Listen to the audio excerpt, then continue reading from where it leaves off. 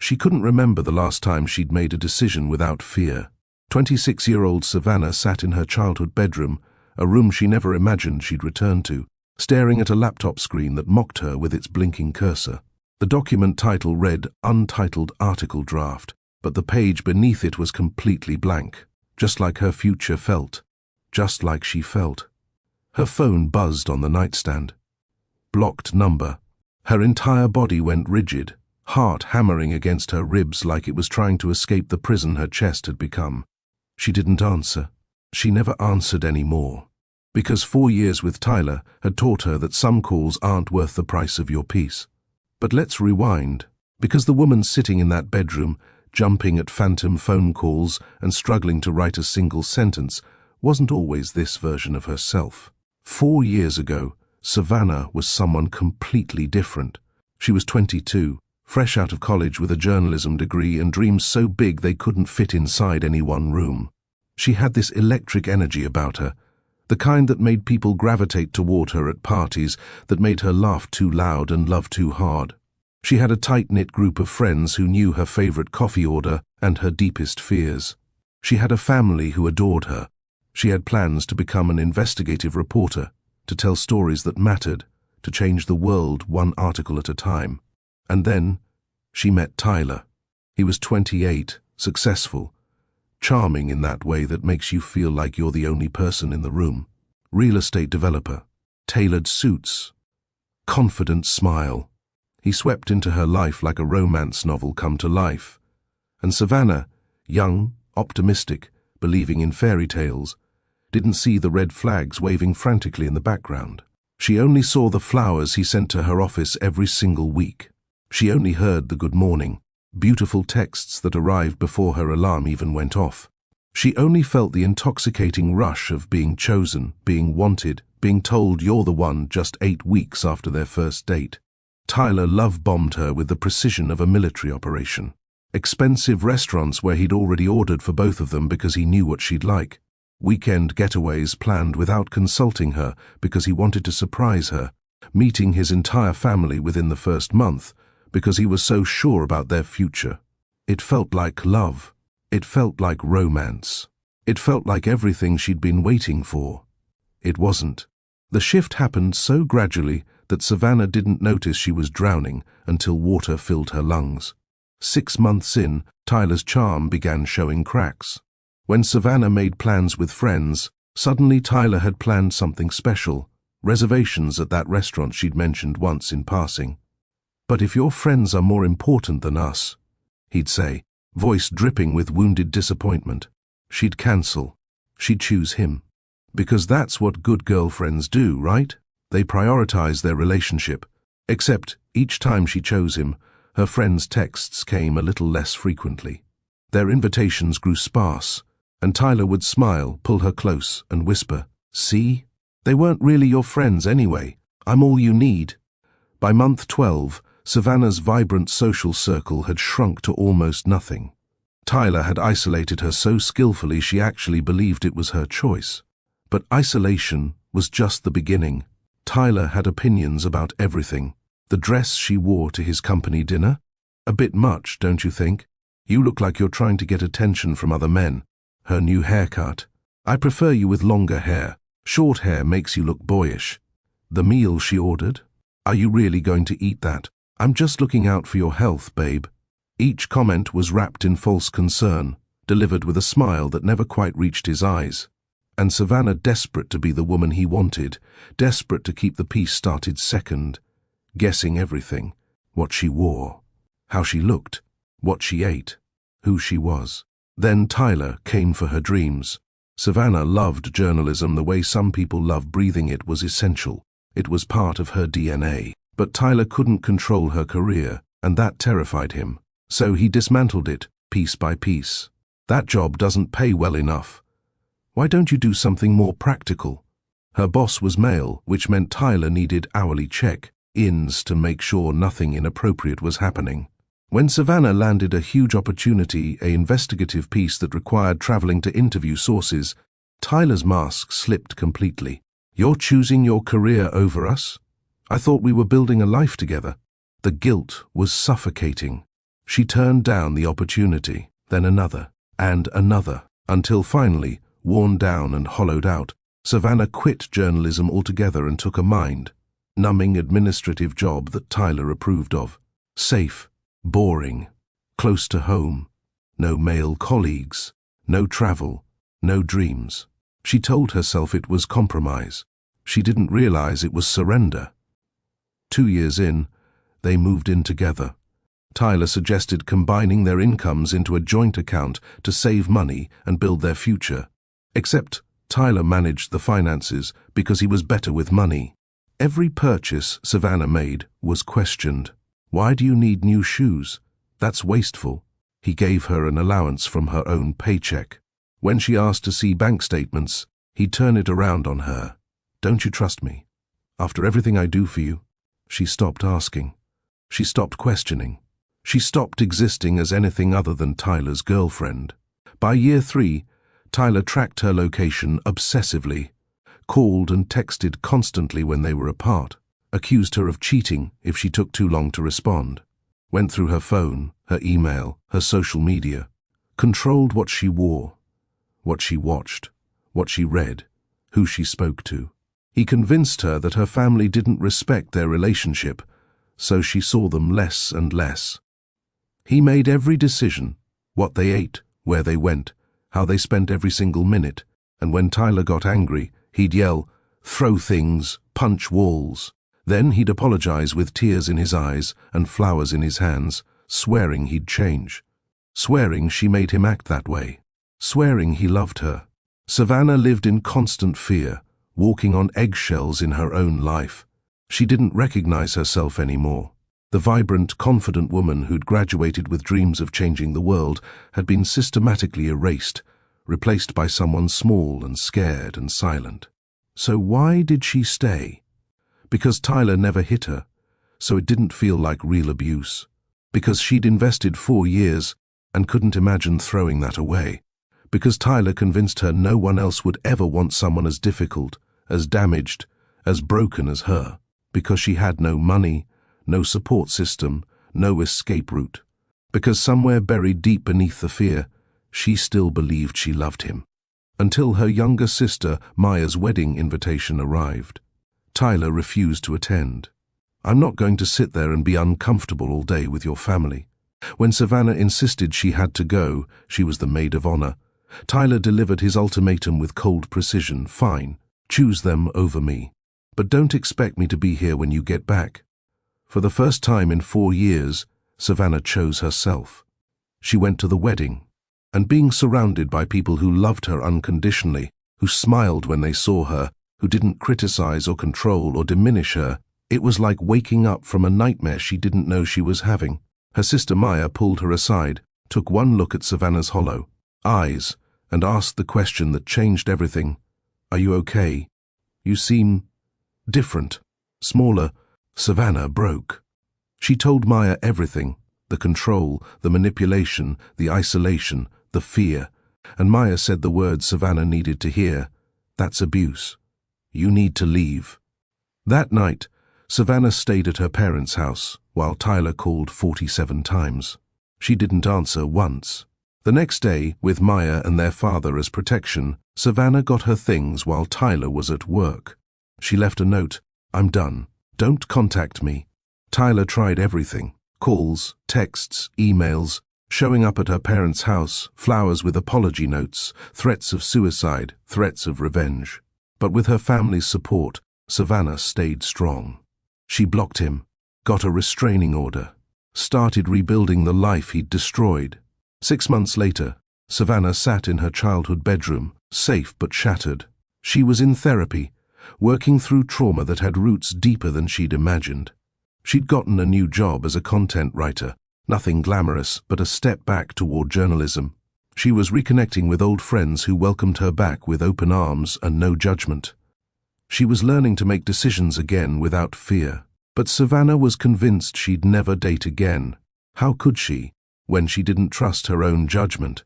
When she was terrified of ending up with another Tyler? When she believed she was too broken for anyone to want? Her therapist had other ideas. Try yoga, she suggested gently. Reconnect with your body. Learn to feel safe in your own skin again.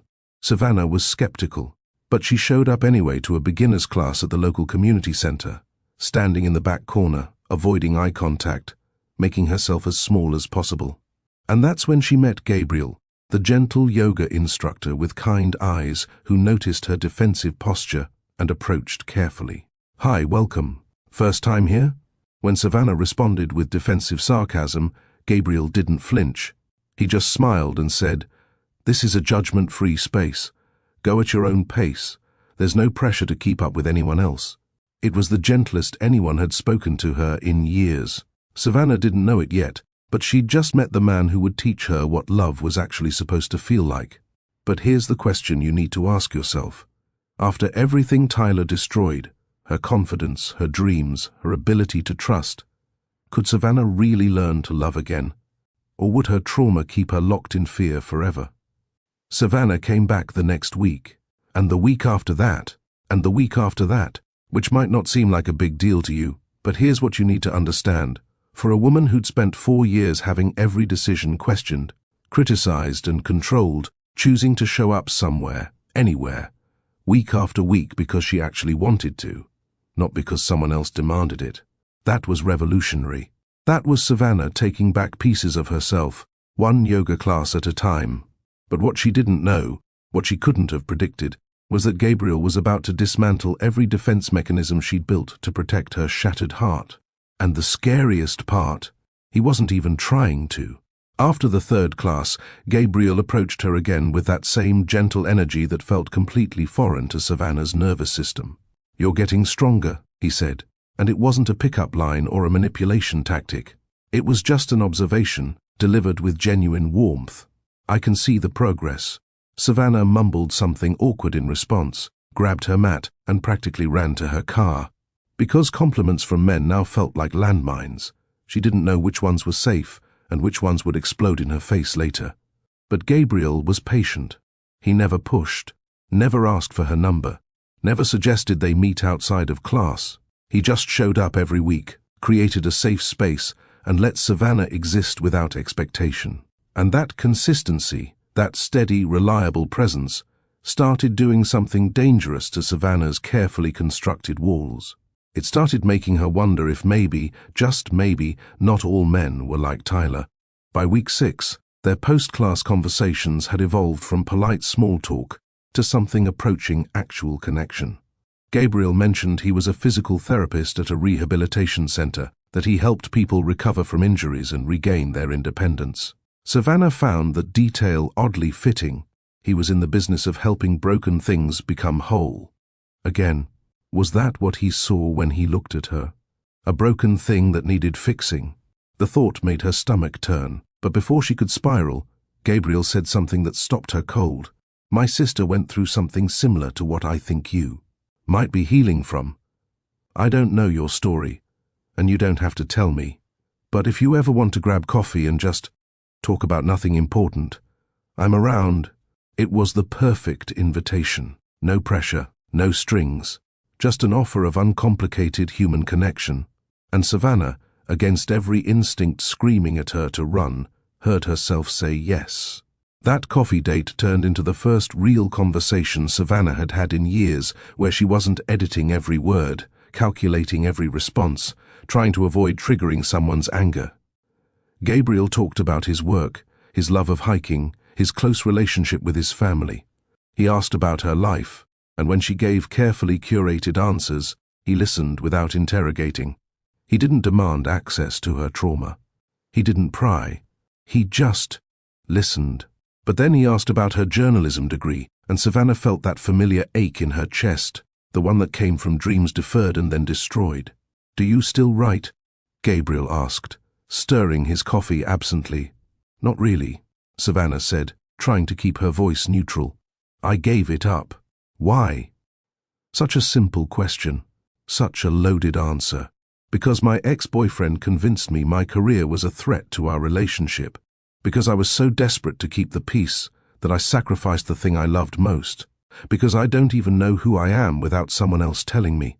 It just wasn't practical," she said instead. Gabriel studied her for a moment. not with suspicion or judgment, but with something that looked almost like understanding. Then he said something that made Savannah's eyes burn with unshed tears. For what it's worth, it's never too late to go back to something you love. Nobody had said that to her in 4 years. Nobody had encouraged her dreams, or validated her passions, or suggested she was capable of more than the small, controlled life she'd been living. And in that moment, sitting across from this near stranger who somehow saw her more clearly than Tyler ever had, Savannah felt something crack open inside her chest. Something that felt dangerously close to hope. But hope, she'd learned, was a luxury she couldn't afford. Over the next 3 months, Savannah and Gabriel fell into an easy rhythm. Coffee after yoga class, weekend hikes on nearby trails, community events where Gabriel never acted like her date, but always made sure she felt included. And here's what terrified Savannah: Gabriel was exactly the same person every single time. No mood swings, no hot and cold behavior, no Jekyll and Hyde routine where he was charming in public and cruel in private. He was just Gabriel, steady, kind, consistent, which meant Savannah was constantly waiting for the other shoe to drop. She studied him like he was a test she needed to pass, looking for the cracks in his facade, the moments when his mask would slip and reveal the monster underneath. Because men like Tyler didn't announce themselves as abusers, they presented as perfect partners until they had you trapped. So Savannah watched for the signs, the controlling behavior, the subtle put-downs, the isolation tactics, the jealousy, the manipulation. She found none of it. What she found instead were green flags she didn't even know existed. Gabriel asked before touching her, even casually, a hand on her shoulder, a hug goodbye. When she said no to plans, he responded with no problem instead of guilt trips or silent treatment. When she mentioned grabbing dinner with old friends she'd recently reconnected with, Gabriel's face lit up with genuine happiness. "That's amazing. I'm so glad you're rebuilding those relationships." No jealousy, no possessiveness, no attempt to control who she spent time with. When they disagreed about something, which movie to see, which trail to hike, Gabriel treated it like a puzzle to solve together, not a battle to win. He'd say things like, "I hear you. How about we compromise?" Or, "You know what? You're right. Let's do it your way." And he never, not once, raised his voice or punished her with days of cold silence when things didn't go his way. It was disorienting, confusing, completely outside Savannah's framework for how men in romantic contexts behaved. Because this was starting to feel romantic, wasn't it? The way Gabriel's eyes lingered on her face when she laughed. The way he remembered small details she'd mentioned in passing. The way he always seemed to show up exactly when she needed someone, without her having to ask. But Savannah's trauma had taught her a cruel lesson. The perfect ones are the most dangerous. So she started testing him. Not consciously at first, but her subconscious was running experiments, trying to find the breaking point, the moment when Gabriel would reveal his true nature. Test 1 came on a Thursday when Savannah texted to cancel their planned hike. No excuse, no explanation, just, "Can't make it tomorrow. Sorry." She watched her phone like it was a bomb about to detonate, waiting for the angry response, the guilt trip, the passive-aggressive questions about what could possibly be more important than their plans. Gabriel's response came 2 minutes later. "No problem. Hope everything's okay. Let me know when you're free next." That was it. No interrogation, no manipulation, no punishment. Savannah stared at her phone in disbelief. Who responds like that? Test 2 was more deliberate. She mentioned she was meeting her friend Claire for drinks, a friend she'd lost touch with during the Tyler years, but had recently reconnected with. She mentioned Claire's name specifically, waiting for Gabriel to ask invasive questions, to subtly discourage the friendship, to find some reason why this was a bad idea. Instead, Gabriel said, "That's great. Claire's the one who studied abroad in Spain, right? I hope you guys have an amazing time. Want to grab breakfast tomorrow and tell me about it?" He'd remembered details about Claire from a conversation weeks ago. He was actively encouraging the friendship. He wanted to hear about her life, not control it. Test 3 happened during a casual debate about climate change solutions. Savannah disagreed with one of Gabriel's points, not aggressively, but clearly. She braced herself for the condescension, the mansplaining, the need to prove he was smarter and therefore right. Gabriel paused, considered her perspective, and said, "You know what? That's a really good point. I hadn't thought about it that way." "You've changed my mind." Savannah nearly fell off her chair. Tyler would have argued for hours, made her feel stupid for disagreeing, turned it into a referendum on her intelligence and their entire relationship. Gabriel just admitted she was right and moved on. But the fourth test was the one that broke something open. They were sitting in Gabriel's car after a hike, and Savannah started talking about Tyler. Not the full story, she wasn't ready for that, but fragments, pieces. Enough to admit that she'd been in a bad relationship, that it had ended badly, that she was still recovering. And as she talked, her voice cracked, and then she was crying, really crying for the first time in front of Gabriel. She waited for him to get uncomfortable, to change the subject, to minimize her pain. With platitudes like everything happens for a reason, or at least it's over now. She waited for him to make her trauma about himself, about how hard it was for him to see her upset. Gabriel did none of those things. He handed her tissues from the glove compartment. He sat quietly, giving her space to feel what she needed to feel. And when she finally looked up, embarrassed and apologetic, he said with such gentle sincerity it nearly broke her, "Thank you for trusting me with this. Not stop crying. Not you're being too emotional. Not I can't handle this. Just gratitude for her trust." That's when Savannah realized something that terrified her more than any of Tyler's manipulation ever had. She was falling for Gabriel. And unlike Tyler, who'd love-bombed her into submission, Gabriel wasn't even trying to make her fall. He was just being himself, consistently, authentically, safely, which meant her feelings were real, not manufactured by grand gestures or manipulation tactics. Just genuine organic affection for someone who treated her like a human being deserving of respect. And that scared her to death. Because what if her judgment was still broken? What if she was missing obvious red flags because her normal meter was so completely destroyed? What if Gabriel was just better at hiding his true nature than Tyler had been? What if she was walking into another nightmare, and by the time she realized it, she'd be trapped again? Savannah pulled back. Not completely, but noticeably. She was less available, more guarded, creating distance to protect herself from the inevitable moment when Gabriel would show her who he really was. But Gabriel didn't push. He gave her space. He continued being exactly who he'd always been. And that consistency, that unwavering steadiness, was somehow more persuasive than any grand gesture could have been.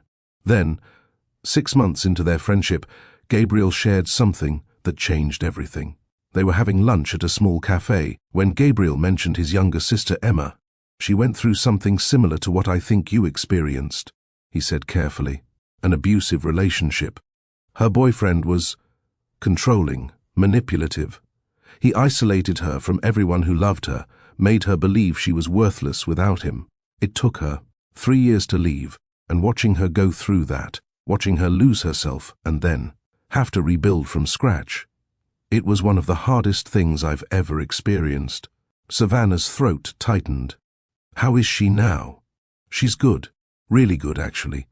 It took time and a lot of therapy, but she got herself back. She's stronger than she was before." Gabriel paused, meeting Savannah's eyes. "I learned a lot from Emma's experience, about what abuse looks like, about how important patience and respect are, about how healing isn't linear and can't be rushed." And suddenly, Savannah understood. Gabriel's gentleness wasn't naivety. His patience wasn't strategy. He knew exactly what she'd been through, because he'd watched his sister survive it. He understood trauma responses not academically, but intimately. This wasn't a man trying to fix a broken woman. This was a man who understood that she wasn't broken at all, just healing. That realization did something to Savannah's carefully constructed defenses. It didn't demolish them entirely, but it created cracks large enough for possibility to seep through. But just when Savannah was starting to believe that maybe, Possibly she could trust Gabriel. Her past came roaring back with a vengeance. She was at the grocery store, absently comparing prices on pasta brands when she saw him. Tyler, standing 3 aisles over, looking at his phone, completely unaware of her presence. Savannah's entire body went into fight-or-flight mode, her vision tunneled. Her hands started shaking so badly she dropped the pasta box. Her breath came in short, sharp gasps that couldn't seem to pull in enough oxygen. Panic attack. Full-blown, can't think, can't breathe, can't move panic attack in the middle of the grocery store. She abandoned her cart and made it to her car before the worst of it hit. Sitting in the driver's seat, vision blurring with tears, Savannah felt every single day of healing evaporate. She was right back there, small, scared, trapped. Tyler hadn't even seen her, hadn't even approached her. But just his presence was enough to prove what Savannah had known all along: she'd never really escape him. He'd always have this power over her. Her phone rang. Gabriel. She almost didn't answer. But some instinct, maybe the same one that had made her go to Maya's wedding, the same one that had made her show up to that first yoga class, made her pick up. "Hey, I was just... Savannah? Are you okay? What's wrong?" Gabriel's voice shifted immediately from casual to concerned. I can't. I saw him. I can't breathe." The words came out fractured, broken. "Okay, listen to me. You're having a panic attack. You're safe. I need you to breathe with me, okay? In for 4 counts. Can you do that?" Gabriel's voice was calm, grounding, pulling her back from the edge. He talked her through breathing exercises, asked yes or no questions that didn't require complete sentences, stayed on the phone until her breathing normalized and her vision cleared. "Do you need me to come get you?" he asked, when she could finally speak in full sentences. Savannah's first instinct was to say no, to handle this alone, to not burden him with her broken pieces. But she heard herself say, "No, I'm okay.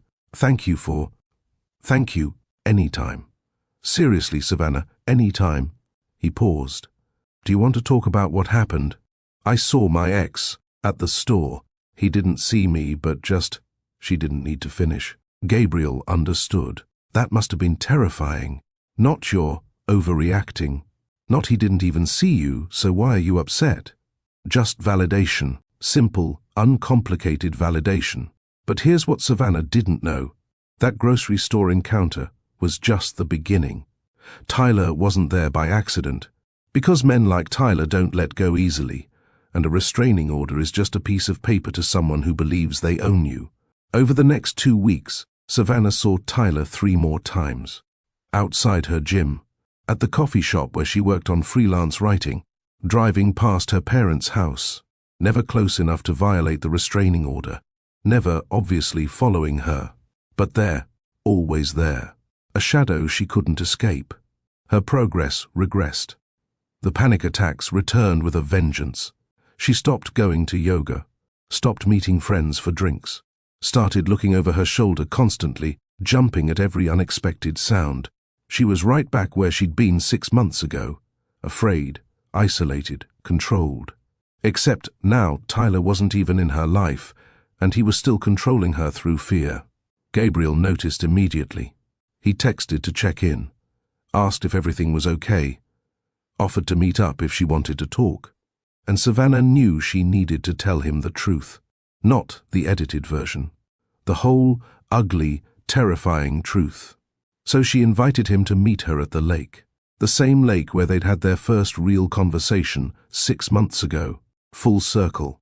They sat on a bench overlooking the water, and Savannah told Gabriel everything. The love bombing, the isolation, the career sabotage, the financial control, the emotional abuse, the surveillance, the fear. The 4 years of having her identity systematically dismantled and reconstructed in Tyler's image. She talked for almost an hour, and Gabriel listened to every word without interrupting, without judging, without making it about himself. When she finished, she was crying. Again.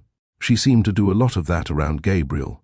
"I'm probably too messed up to ever have a normal relationship again," she said, the words spilling out before she could stop them. Because that was the truth, wasn't it? That was the fear that kept her awake at night. She was damaged goods. broken beyond repair. Gabriel was quiet for a moment, choosing his words carefully. Then he said, "You're not messed up. You survived something incredibly difficult, and you're healing. That takes strength, not weakness." "I don't even trust my own judgment anymore," Savannah confessed. "What if I pick another Tyler? What if I can't recognize red flags? What if—" "Then we'll figure it out together," Gabriel interrupted gently. "But Savannah, you're already recognizing them. You left Tyler. You're in therapy. You're doing the work. You reconnected with your friends and family. You're pursuing writing again. That's huge." "I'm scared, Gabriel." The admission hung between them, vulnerable and raw. "Of what?" "Of this. Of you. Of how much I care about you." There it was. The truth she'd been avoiding for months. She cared about him, more than cared. And that terrified her more than Tyler's surveillance ever could. Gabriel took her hand, gently, giving her space to pull away if she needed to. She didn't pull away. "I'm scared too," he admitted. "Not of you, but of saying the wrong thing, moving too fast, making you uncomfortable. I care about you, Savannah, a lot, and if you're willing, I'd like to see where this goes, at your pace. With complete honesty and respect, what if I'm too broken?" The question came out small, childlike. "You're not broken," Gabriel said firmly. "You're healing. There's a difference. And I'm not going anywhere." And here's the moment that changed everything. Savannah believed him. Not completely. Trauma doesn't heal that quickly. But enough. Enough to take a risk. Enough to try. "Okay," she whispered. "Let's try." But slowly, slowly, Gabriel agreed. "Whatever you need." They started dating officially, and Savannah discovered that healthy relationships felt completely different from toxic ones. Calm instead of chaotic. Safe instead of scary. Supportive instead of suffocating. Their first almost kiss happened 2 weeks later. Gabriel walked her to her car after dinner, and there was this moment, this perfect movie-like moment, where he leaned in slightly, and Savannah knew what was coming. And she panicked. Her entire body went rigid. She pulled back instinctively, apology already forming on her lips. Gabriel stepped back immediately, hands raised in a gesture of surrender. "I'm sorry. I should have asked first. Are you okay?" Savannah's heart was racing, but not from fear of Gabriel. From surprise. He'd stopped. The second she'd shown discomfort, he'd stopped. No questions asked. No anger. No resentment. I wasn't ready," she managed. "That's completely okay. Can I ask you to tell me when you are ready? I don't want to assume or make you uncomfortable." 3 weeks later, after a hike where they'd laughed until their sides hurt and talked about everything and nothing, Savannah kissed Gabriel. She initiated it. On her terms, her timeline. And it was perfect precisely because she'd chosen it. But healthy doesn't mean easy. They had their first real fight about something stupid. Where to go for dinner. Savannah suggested Thai food. Gabriel had been thinking Italian. And Savannah braced for the explosion, the anger, the punishment for disagreeing. Instead, Gabriel said, "You know what? I've been craving Thai all week anyway. Let's do that." "You're not mad?" Savannah asked, genuinely confused. "Why would I be mad? It's just dinner. We don't have to agree on everything." He smiled. "Besides, you have excellent taste. I trust your restaurant recommendations." Such a small thing. Such a normal thing. But to Savannah, it was revolutionary. Disagreement didn't equal disaster. She could have preferences that differed from his, and their relationship wouldn't implode. Then came the freelance journalism opportunity. A local magazine wanted someone to write a piece about women entrepreneurs in the community. Small. Nothing glamorous. But it was journalism. Real journalism. Savannah wanted it desperately, but was terrified to tell Gabriel. She mentioned it casually over coffee, watching his face carefully for signs of jealousy or control or resentment. Gabriel's face lit up. Actually lit up. "Savannah, that's amazing. You have to take it. You don't mind? It might take up some weekends and—" "Mind? I'm thrilled for you. You should absolutely pursue your passion. This is incredible." His excitement was genuine, unforced. He wasn't threatened by her success. He celebrated it. For the first time in years, Savannah had a partner who supported her growth instead of fearing it. But just when everything seemed to be falling into place, just when Savannah was starting to believe she could actually have this happiness, health, love, Tyler shattered her fragile peace. It was a Tuesday evening. Savannah was at her apartment, her own apartment that she'd moved into 3 months ago, a symbol of her independence and healing. She was working on the magazine article, lost in words and research, when someone knocked on her door. She opened it without thinking. Tyler stood on her doorstep. Every cell in Savannah's body screamed danger. The restraining order. He was violating the restraining order. "We need to talk," Tyler said. And that voice she'd heard in her nightmares for 6 months, made her blood run cold. "You need to leave, now, or I'm calling the police." Savannah's voice shook, but she held her ground. "You think he's better than me?" Tyler's face twisted with anger. "That yoga instructor who's pretending to be your savior? You think he actually cares about you? He'll get tired of your issues, Savannah. Your damaged goods. Broken. I was willing to put up with your problems, but he won't. Nobody will." Every word was a knife, strategically placed to hit her deepest insecurities. Because Tyler knew her. He knew exactly where to cut to make her bleed. Savannah called the police. Tyler left before they arrived, but the damage was done. That night, Savannah couldn't stop shaking. The walls she'd built, the healing she'd done, the progress she'd made, all of it felt worthless. Tyler was right, wasn't it? She was damaged, broken, too messed up for anyone to truly want. When Gabriel called, she told him everything. The violation, Tyler's words, her spiraling thoughts. And then she said the words that broke both their hearts. "I think we need to take a break. This isn't fair to you." Tyler's right. "I'm too broken for this." Gabriel's response came swift and firm. "That's not your choice to make for me. I know what I'm signing up for, Savannah, and I'm choosing this. I'm choosing you. How can you be sure you won't get tired of me, of all my issues and trauma and... Because I don't see you as a project to fix. I see you as someone I love, who's been through hell and is incredibly strong for surviving it. Your healing journey doesn't scare me. Your trauma doesn't make you less. It makes you human." There it was, the word he hadn't said before. "Love. I need space," Savannah whispered, tears streaming down her face. "I need time to think," Gabriel agreed. Because that's what he did. He respected her boundaries, even when it hurt. 1 week of silence. 1 week of Savannah sitting alone in her apartment, replaying every moment with Tyler and every moment with Gabriel, trying to figure out if she was strong enough to keep trying, or if she should retreat into the safety of being alone. 1 week of wondering, could you really heal from trauma while falling in love? Or was she asking too much of herself and of Gabriel? The answer would determine everything. So here's the question that haunted Savannah during that week of silence. Can you really learn to love again when the person who taught you about love also taught you about fear? Because that's what this came down to, wasn't it? Tyler had given her a master class in what love looked like, obsessive, controlling, suffocating. And now Gabriel was offering her something completely different, something that felt almost too good to be true. But Savannah had believed too good to be true before. She'd fallen for Tyler's charm, his grand gestures, his declarations of eternal devotion.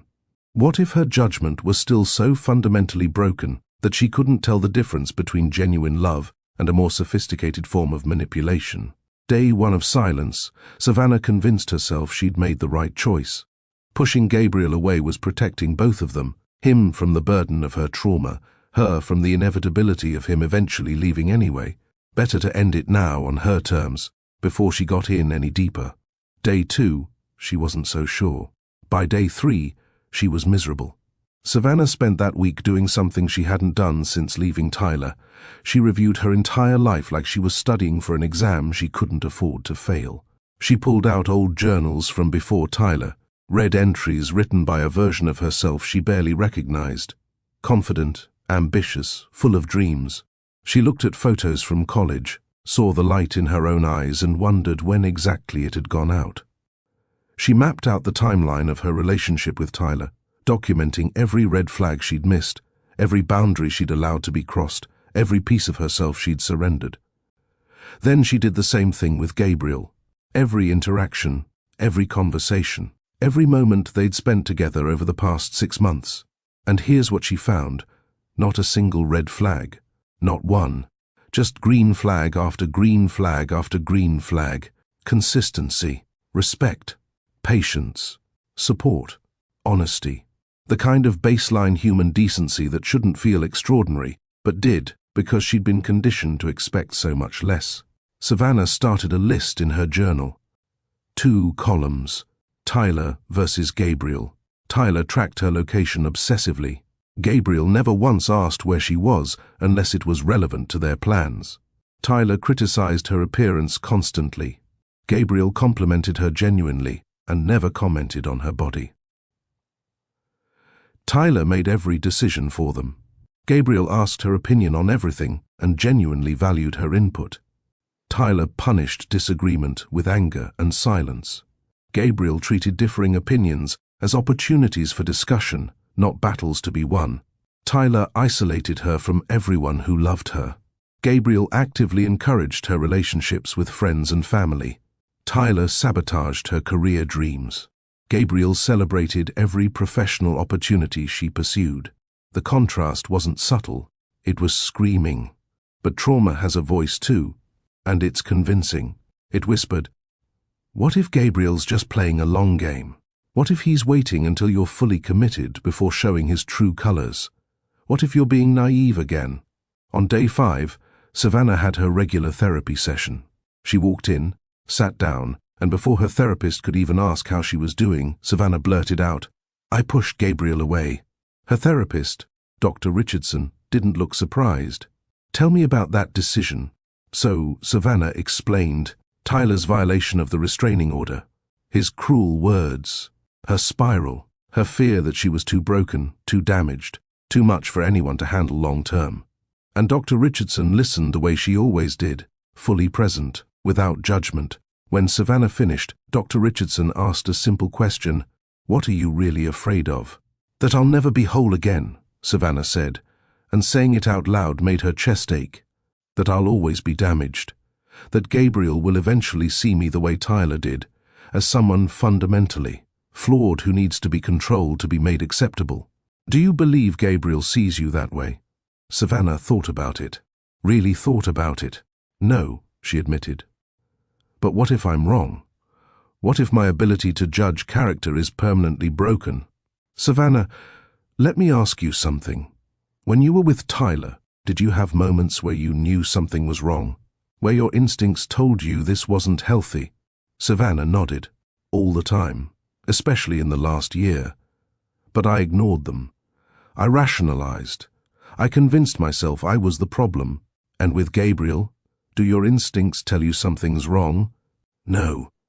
That's what scares me. Because they didn't warn me about Tyler either, at first." "Actually, they did," Dr. Richardson said gently. "You just weren't in a place to listen. But you are now. You've done the work.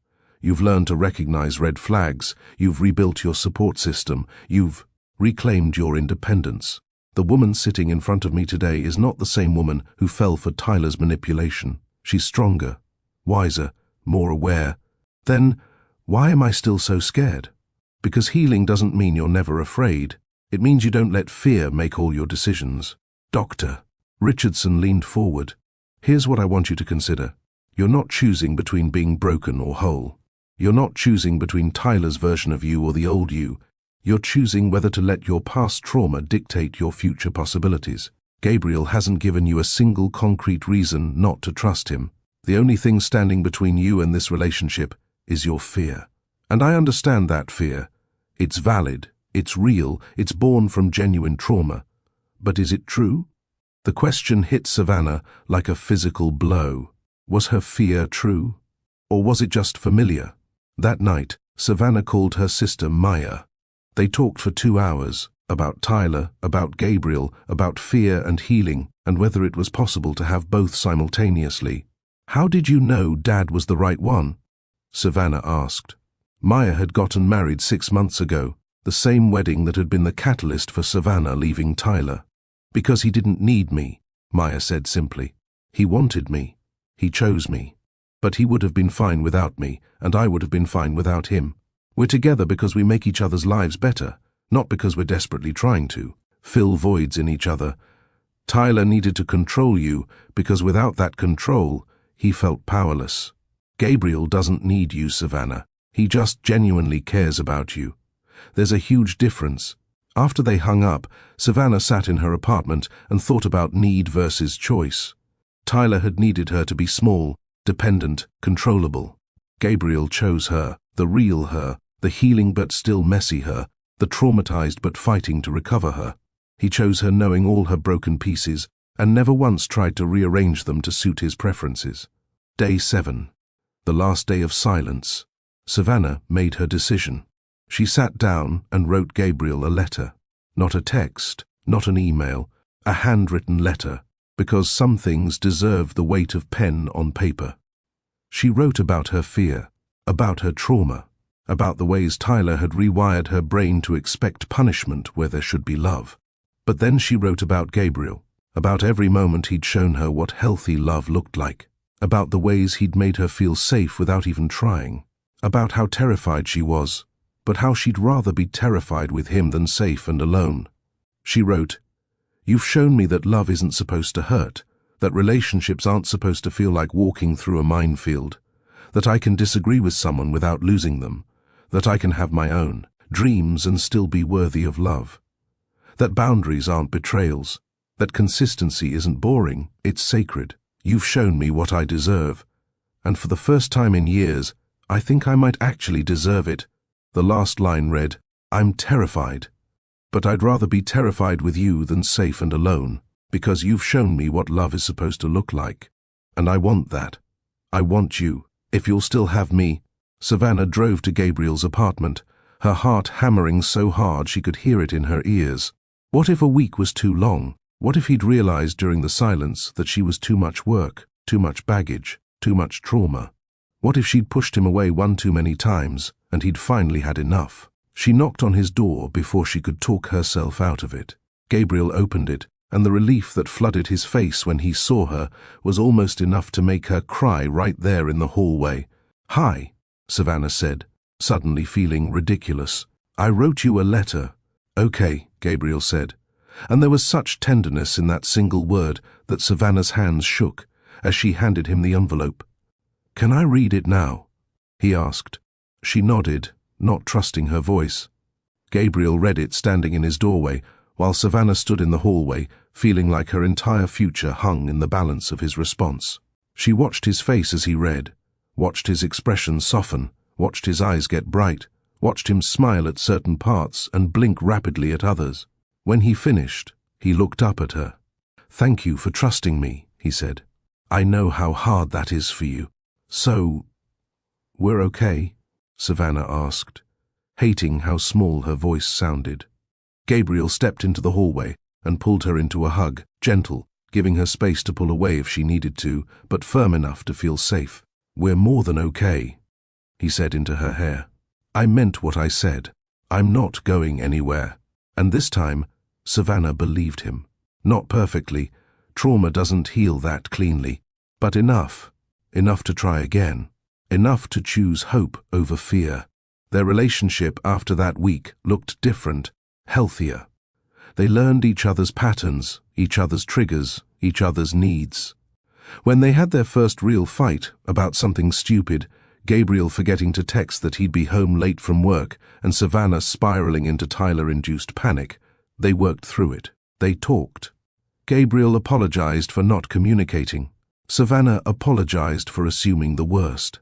They established a new boundary, quick check-in texts when plans changed. Simple, reasonable, no yelling required.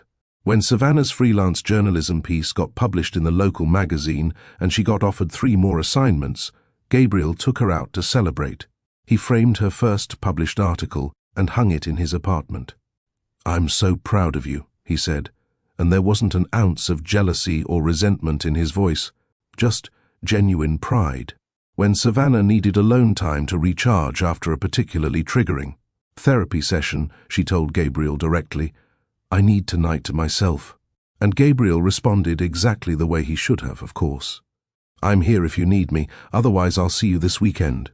Slowly, carefully, Savannah learned what healthy love felt like. It felt calm, steady, safe. It didn't keep her on edge or make her guess or require her to be anyone other than who she was. It celebrated her growth instead of fearing it. It respected her boundaries instead of violating them. It encouraged her independence instead of crushing it.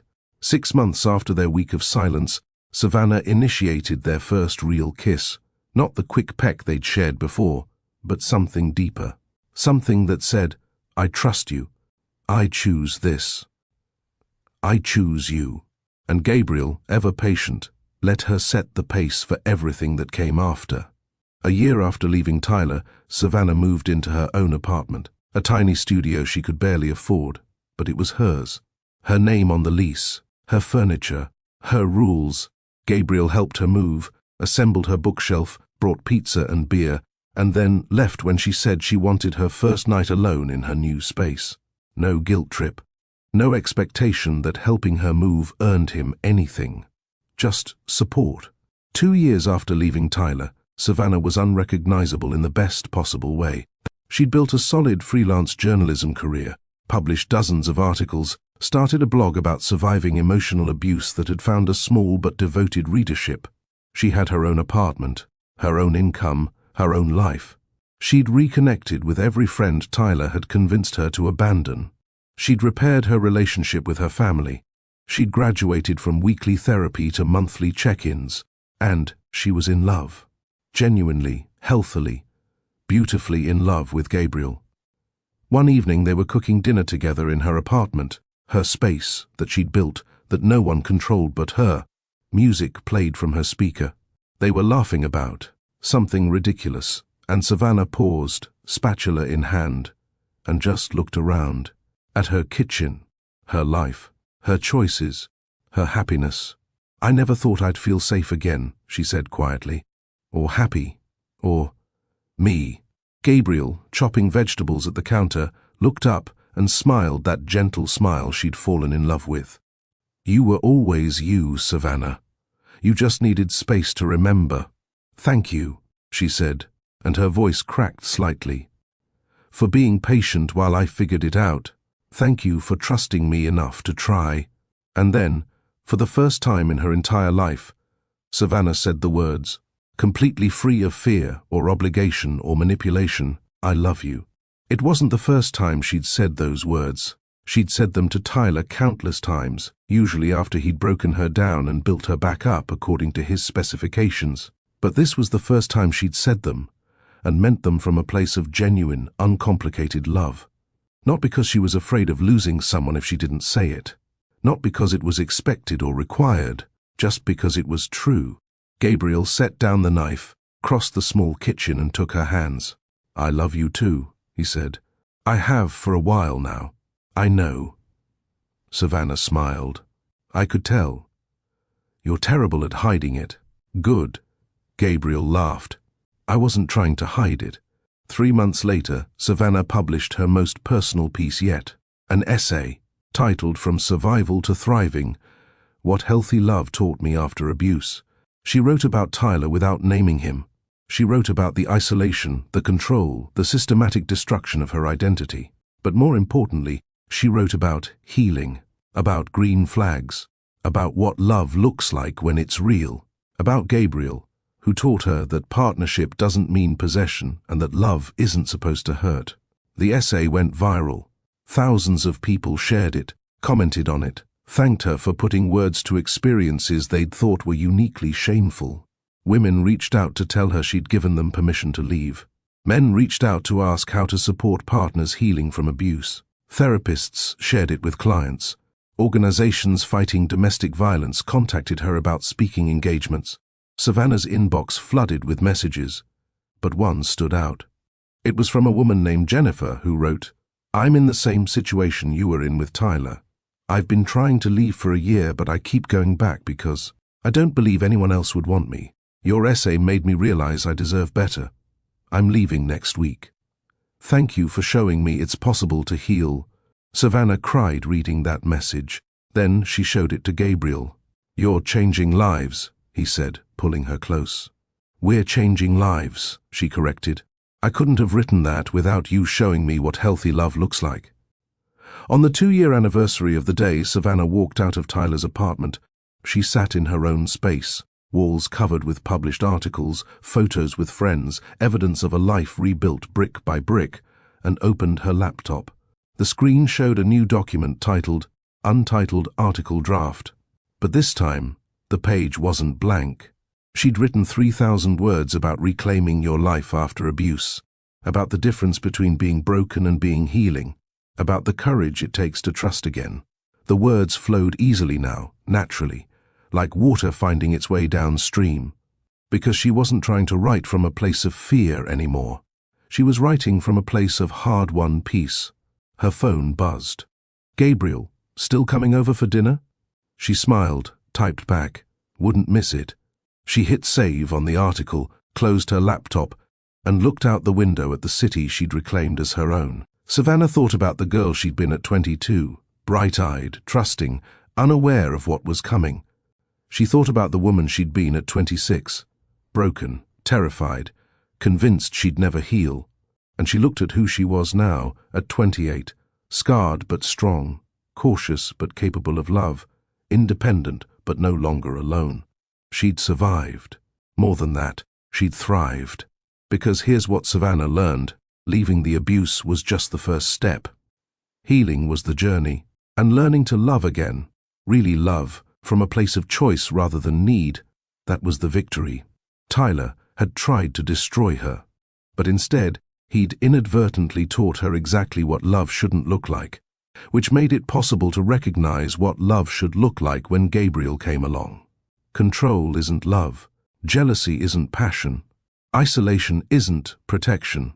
Consistency isn't boring. Respect isn't optional. Boundaries aren't betrayals. And you're never too broken to deserve genuine, healthy love. Savannah grabbed her keys and headed out the door to meet Gabriel, a smile on her face and hope in her heart. She was finally, truly free. So here's my question for you. Have you recognized the difference between Tyler and Gabriel in your own life? Can you identify the red flags you've been ignoring, or the green flags you've been taking for granted? Because Savannah's story isn't unique. It's happening right now to someone you know, maybe even to you. Drop a comment below and tell me, what's one green flag that made you realize someone actually respected you? Or if you're still healing from a Tyler, what's one step you can take today toward becoming your own Savannah? Let's build a community of people who understand that love shouldn't hurt and healing is always possible. And if this story resonated with you, share it with someone who needs to hear that they deserve better. Because everyone deserves a Gabriel, but first, you have to be willing to leave Tyler. Hit that like button if you believe in second chances at love, subscribe for more stories about healing and hope, and remember, you're not too broken for love, you're just healing. And that's exactly where you're supposed to be.